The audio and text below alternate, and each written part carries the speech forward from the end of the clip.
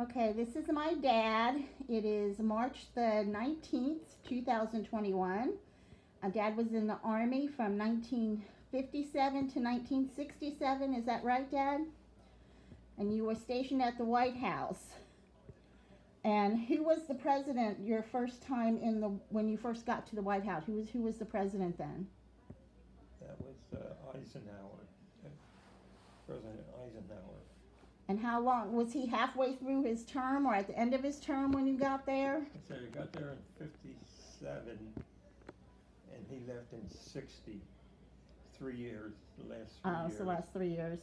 And then You haven't talked too much. Whenever I've talked to you about the White House, you haven't talked too much about Eisenhower and anything that you did. You go to any of his places where he lived, any of his homes or anything like that? where I lived, Where Eisenhower lived. Eisenhower, when he was president, lived at the White House. Well, I mean, yeah, but did you ever go to his original home in some of your travels? Yeah, I'm trying to think of where it was now. Yeah. Oh gosh, this is terrible. No. I mean, it's right on the tip of my tongue. Where he would go with Eisenhower. Where did he live? I know Johnson was in Texas and Kennedy had a home in Massachusetts. Yeah. And Eisenhower was somewhere. I don't even know where he was from. Was he in Missouri? Huh? Missouri? Missouri. Missouri?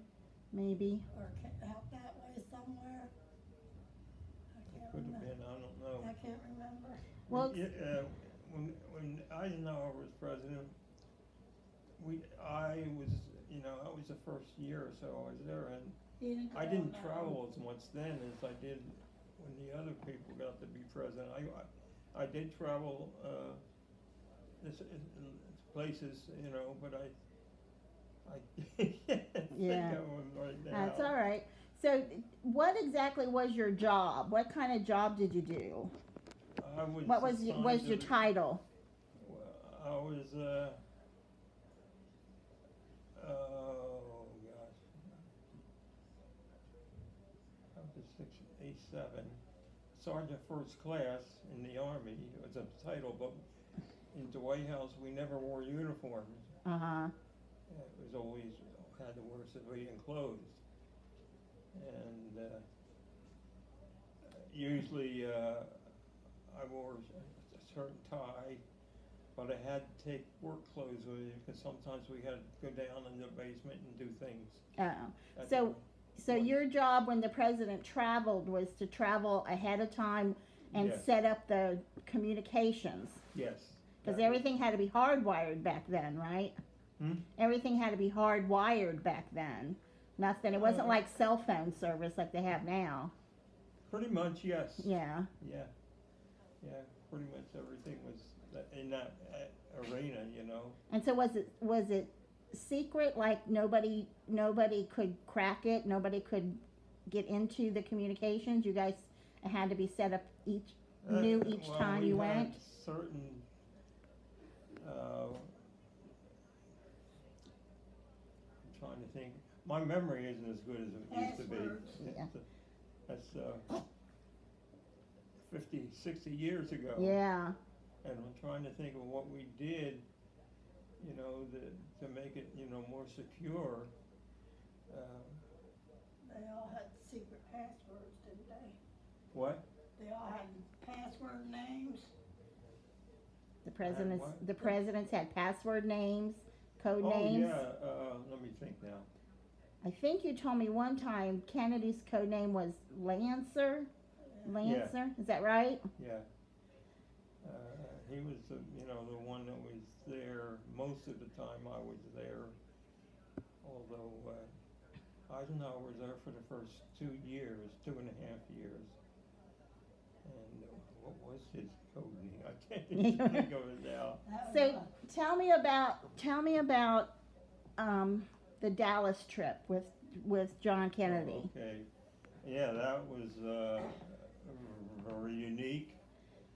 I happened to be on that particular trip when Kennedy was visiting Dallas, and he was assassinated. And where were you? Where were you when he was assassinated? You weren't on the parade route, right? I was in a hotel suite that we used for our headquarters, communications headquarters at the time. So we got the call over the radio, two-way radio from this Secret Service agent, and And what'd they tell you? they said at the time when he was shot, I think they said that, you know, he's dead, but they didn't announce it then. Right. Because the shot got him right in the head. You know? Right. And they rushed to the hospital. Of course, it was too late to do anything. Right. So how did everybody react in the room with you? Oh, we pretty much businesslike. You know, we had work to do. We had to communicate with and put up certain communication contacts for different people and so forth, like we always do. So we were pretty busy at the time. Things were coming and going, and people were calling. I don't know how they got the number. Some people got the number and was asking about it, and we weren't supposed to say anything about it. Right. Until it was formally announced. So, you know. So like other Secret Service agents and other people that worked at the White House were calling to try to get No. information, or No, this was other people that had. like the press? Huh? Like the press? Like the press Mm. and other people. I don't know how they found out Right. about it.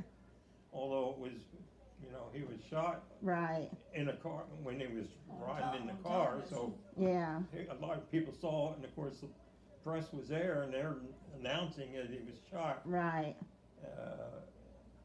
And they said, you know, he didn't have a chance really. Yeah. Was it, the shot blew off like his skull.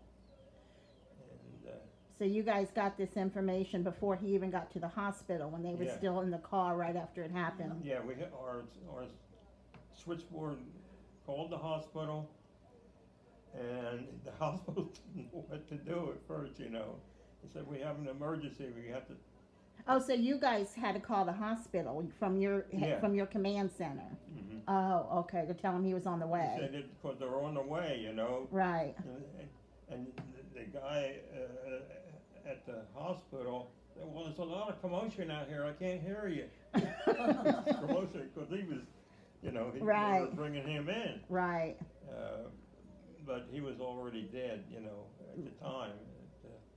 But they didn't announce it for a while later. A while later, yeah. And it was a very sad end to a trip. Yeah, yeah. I We bet it had was to- hard to go home, hard to fly home on Air Force. We got, it was Did a you fly Friday. home on Air Force One? We didn't in that one, no, Not we in flew that commercial, Oh, because it was the next day and there was no president to communicate with. We did fly in Air Force One quite a bit, did ya? and that was a Nice flight? Yeah. A little better than first class even, huh? I would say so, yeah. But Yeah. we, most of the time we didn't fly with him because we flew in advance. Right. And then we usually left after he left, because if he was moving from place to place, we were one place, and there's another group of our people at the next stop and the next stop, or wherever it was that he was going, that was setting up their system.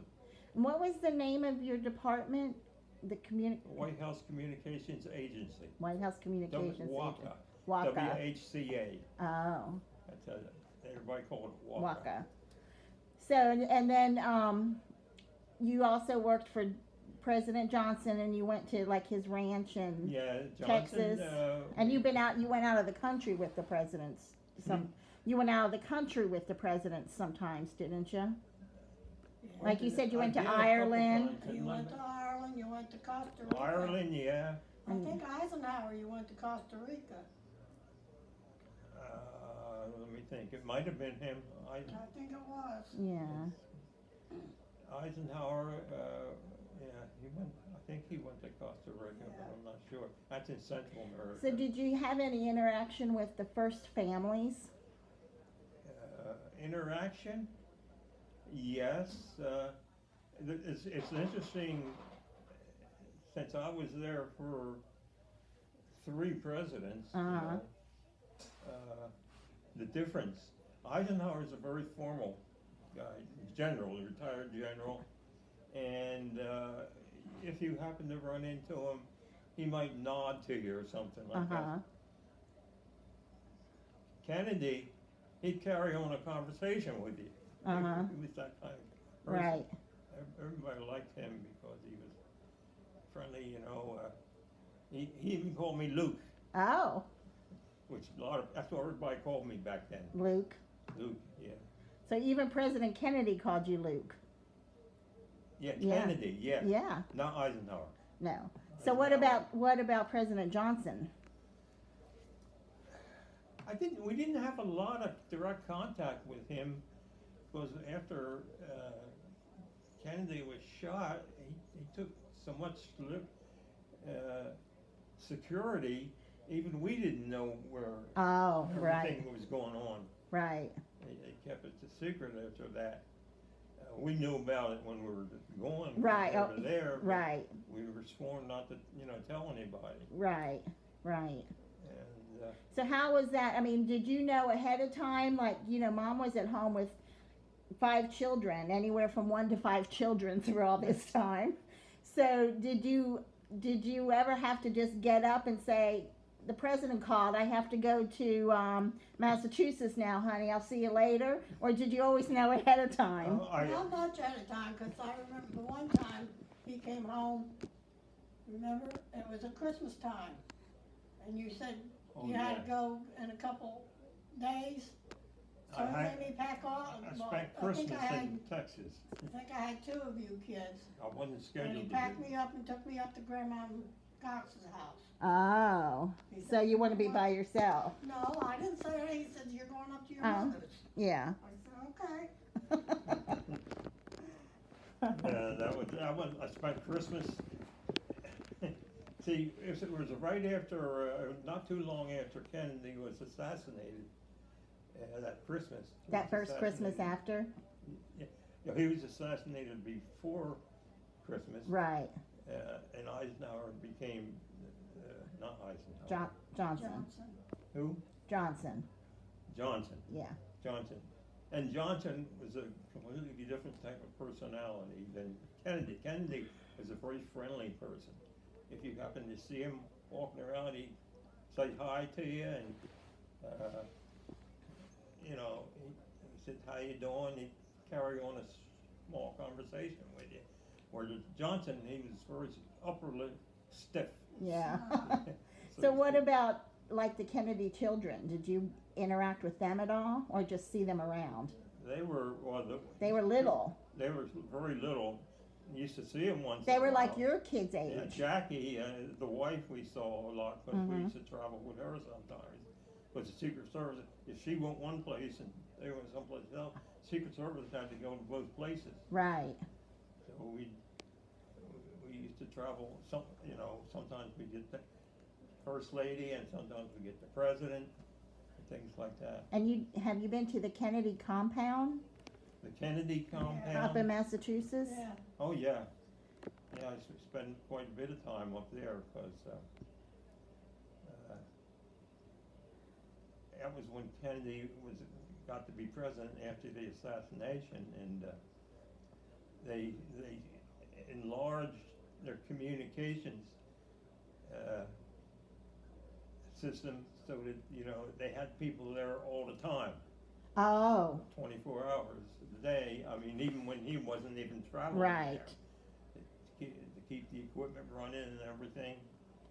And so we had to do duty up there too, even when the president wasn't going Oh. to that place. So was it right on the ocean? It was right on the, I don't know what they call it, ocean. It was the Long Island. strips Uh-huh. right up Connecticut, and it's this. If you're in Connecticut, you're you're 2 or 3 miles from this long island Oh, uh-huh. that you're on. So you didn't get to the ocean that much. Oh, like, except so there when was- you it went was- to up around in Cape Cod, Right. that area. Hey, Cape Cod is a nice place. Yeah. Yeah, I want to go there sometime. nice beaches. Yeah, that's what I've heard. That's what I've Yeah. heard. So, then why did you get out of the Army? Why did I get out? Mhm. Because one, I've been in 10 years, and I had spent 9 of those 10 years at the White House. And the guy that took over when Kennedy was assassinated, in charge of the communications, it was a new guy, and he decided he was going to clean house. And I did stay there, though, for quite a while afterward, but you never knew how long you were going to be there. So when my next enlistment was going to end, which was I think in March of '67, I decided I wasn't going to re-up, because I had already talked to, I'd made some contacts with AT&T, because we worked with them. Uh-huh. And I got an arrangement where a guy said, well, we'll hire you, right? I said, when do you want to start? I said, well, I get out the 12th of March, Friday. He said, once you can plan on starting that Monday. Oh, wow. So that wasn't hard No. to do. I had a job, a full-time job, and I was Right. still working in the same area Right. I worked in before. And you didn't have to move No, that's right. with a bunch of kids, Right, huh? Beth. Yeah. So you said, you told me before that you had, sometimes when the president would have like state dinners and parties, Yeah. that you would have to work those, and Yeah. you would have to call the like the Call limos, it the carriage call. the carriage call, so that the drivers could come pick up their guests Yeah. to take them from the Whenever party. there was a function like that at dinner, and it's fairly frequently at the Mhm. White House. A lot of them you don't hear about. Some of them are smaller, some are bigger.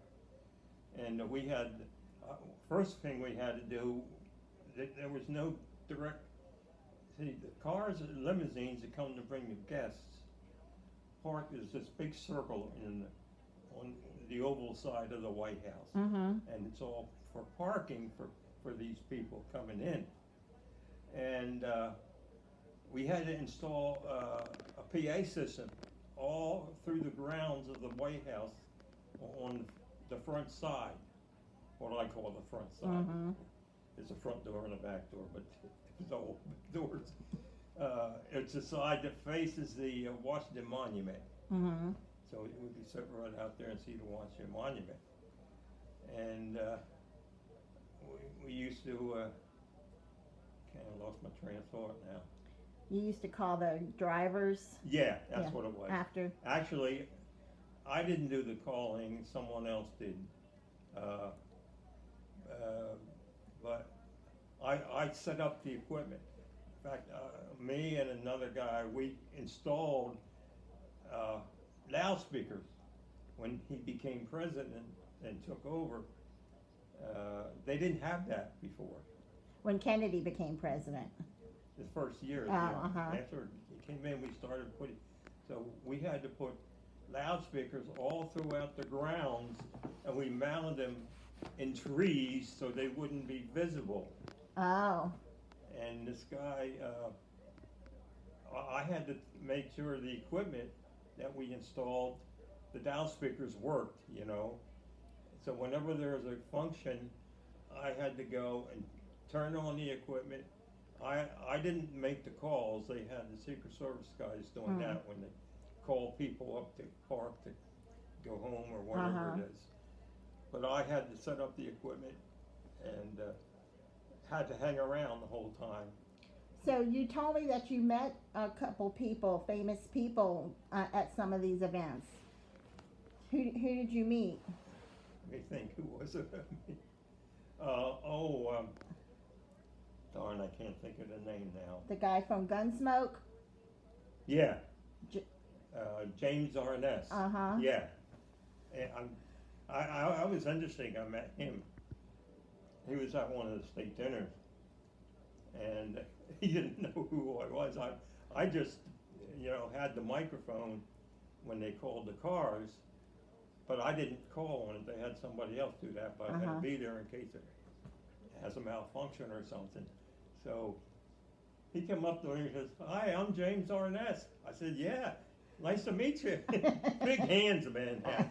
He was huge. So, and did you meet any heads of state? You probably didn't meet any, but you probably saw heads of states come and go, like other presidents and from other Didn't get countries. too much involved in that, because that was mostly done in the White House, and we're more in line with protecting the grounds and so forth. Right. Once you're in the White House, there's another group that actually is responsible for that kind of stuff. So, out of all those years in the White House, what's your most favorite memory? I don't know, it's hard to say. It had to be when Kennedy became president. Yeah. Because everything, the atmosphere wasn't as stiff around. You were more free to speak and so forth. So that was the best time, the best Yes, years of all Kennedy, your yeah. And I spent quite a bit of time up in Massachusetts at their summer home or whatever it was up there. Didn't I, Bev? Yes. I wanted to go, we couldn't. We went to all these neat places. And you had to stay home with I 5 had to stay children. home with 5 kids. Well, we're glad you did, Mom. Mom got left alone a lot in the Yeah. years. Yeah. And All sometimes right. we didn't have much advance notice. Yeah, that's what I was wondering. All right, Dad. Well, thanks for sharing this with us. I'll show it. Okay. When did he join? Do you remember when you joined in 1957? Do you remember what year, what month, and all that you joined? When did you join the Army? Oh, in 57. Yeah. March of 57. March of 57, and then you came out in March of 67 then, huh? So 10 full years. I went in the Army. Of course, you had to go to basic training, and that took 3 months. Uh-huh. Then they sent me to Fort Monmouth, New Jersey, where I went to communication school for, I think, 26 weeks or something Oh, like wow. that. A long time. And then after I got out of there, I didn't know where I was going to go, because they were just training me for a job. So the